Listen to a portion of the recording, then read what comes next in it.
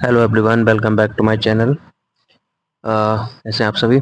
आज जो हम एक्सरे एक्सप्लेन करने सीरीज जो चला रहे हैं, इसमें आगे बढ़ेंगे। ठीक है, इसमें जो आज हम लेग एक्सरे के बारे में बात करेंगे। ठीक है, लेग एक्सरे में हम जो शुरुआत एनाटॉमी से करेंगे।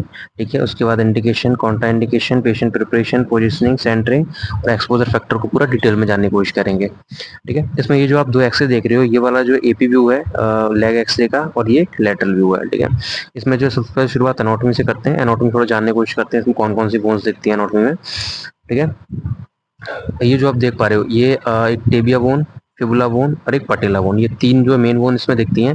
ये जो येलो कलर की देख रही हो, ये टिबिया बोन है। ये साइड में पतली वाली फिबुला बोन है, और ऊपर ये जो एक देख रहे हो, ये आपको पटेला बोन है। ओके, इसमें जो दो जॉइंट दिखते हैं मेनली हमको, एक नी जॉइंट होता है और एक एंकल जॉइंट होता है।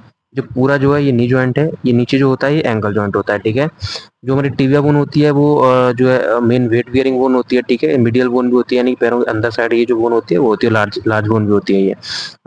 ये इसमें एक्सरे में। और जो फिबुला बोन होती है कभी पतली बोन होती है। ठीक है, और ये लेटरल साइड में होती है। और जो पटेला होती है ये हमारी जो नी कैप की तरह काम करता है। ठीक है, ये जो ऊपर हमारे नी जॉइंट में होता है। और जो एंगल जॉइंट होता है, इसमें जो है टिबिया, फिबुला और टेलस बोन मिलकर के एक जो है एंकल जॉइंट बनाते हैं। ठीक है, और जो हमारा नी जॉइंट होता है उसमें जो है फीमर, टिबिया और पटेला, ये तीनों बोन मिलकर के जो है एक नी जॉइंट बनाती हैं। ओके, इसकी एनाटॉमी में जो अभी इतना ही था। ठीक है, एनाटॉमी में आगे जो एक्सरे है उसमें समझने की कोशिश करते हैं, इसमें कौन कौन सी बोन हमको दिख रही है एक्सरे में। ठीक है, ये जो आप देख पा रहे हो, ये नी जॉइंट है, ये एंकल जॉइंट है, ऐसे यहाँ पे नी जॉइंट और ये एंकल जॉइंट। ठीक है, इसमें जो है ये देख पा रहे हो, ये पटेला है। इस तरफ ये जो देख पा रहे हो, कलर चेंज करता हूँ मैं इसका। ठीक है, ये पटेला देख पा रहे हो कि ये पटेला है। ठीक है, ये फीमर बोन है, ये टिबिया है और ये फिबुला बोन है। ठीक है, इसमें जो ये कल्किनिस बोन है, ये टेलस बोन है हमारी। ठीक है, इस तरह से यहाँ पे जो है ये tibia, fibula, femur bone, knee joint हो गया। ये जो है इसके पीछे की साइड जो होगी, पीछे उसमें जो है कल्किनिस बोन होगी, और ये टेलस बोन है, ये जो आपको दिख रही है टेलस बोन है। ठीक है, अब इसकी इंडिकेशंस की बात कर लेते हैं। इसकी इंडिकेशंस मतलब क्या क्या है, कब हम ये एक्सरे कराते हैं।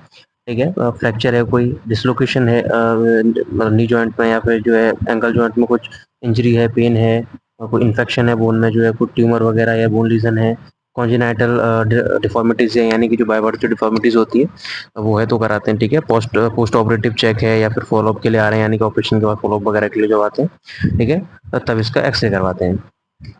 कॉन्ट्राइंडिकेशंस की बात करें, ठीक है, तो प्रेगनेंसी यानी कि फीमेल पेशेंट है, अगर वो प्रेग्नेंट है तो नहीं करेंगे एक्सरे बिल्कुल भी। ठीक है, और अगर अनकोऑपरेटिव पेशेंट है तो नहीं करेंगे, क्योंकि फिर पेशेंट हिलेगा, फालतू एक्सपोजर लगेगा इसका नेसेसरी, तो वो हमें पेशेंट को नहीं देना है। और सेरेब्रल ट्रॉमा वगैरह, यानी चोट बहुत ज़्यादा लगी हुई है, ब्लीडिंग वगैरह ज़्यादा हो रही है, तो फिर नहीं करेंगे।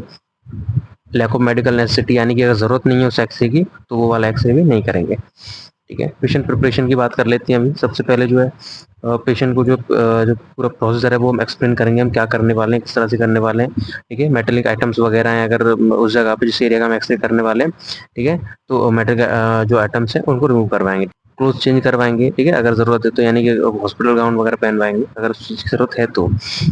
अगर जो है फीमेल पेशेंट है तो अगेन जो प्रेगनेंसी वगैरह का पूछ लेंगे पेशेंट का, कोई अगर प्रेगनेंसी का कुछ चांस वगैरह तो नहीं है। ठीक है, एट लास्ट सब कुछ होने के बाद जो पेशेंट को जो है एकदम स्टिल रहने के लिए बोलेंगे, ताकि कोई भी मूविंग आर्टिफैक्ट ना आए। ओके,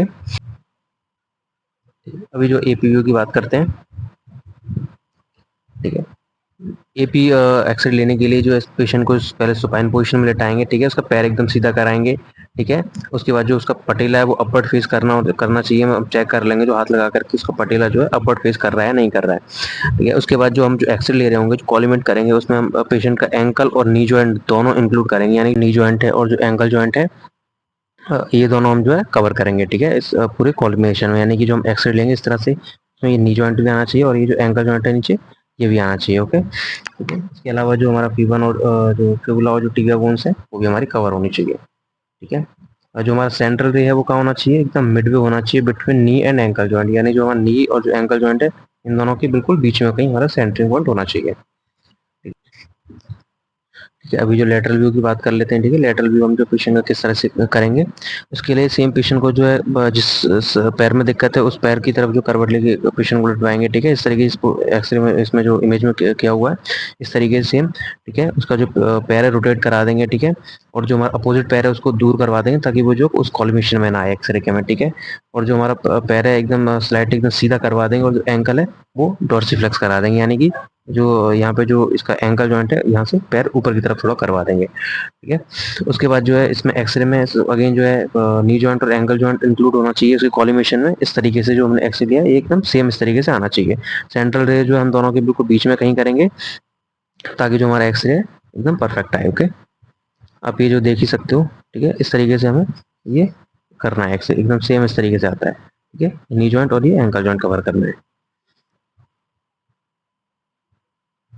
ठीक है, अभी जो इसके एक्सपोजर फैक्टर की बात कर लेते हैं। एक्सपोजर फैक्टर में क्या क्या किस तरीके से कितना रखते हैं। ठीक है, इसमें केवीपी जो है 55 से लेकर 65 के बीच में रखते हैं। एमएस जो 2 से लेकर के 5 एमएस रखते हैं, और जो इसका डिस्टेंस होता है करीब 100 टू जो 120 सेंटीमीटर तक रखते हैं। ठीक है, इसमें जो केवीपी होता है वो पेनिट्रेशन पावर को कंट्रोल करता है, हम जानते ही हैं। ठीक है, और जो एमएस होता है वो हमारा इमेज डेंसिटी, यानी कि जो हमारा अमाउंट ऑफ एक्सपोजर है, जो क्वालिटी ऑफ जो एक्सपोजर है उसको कंट्रोल करता है।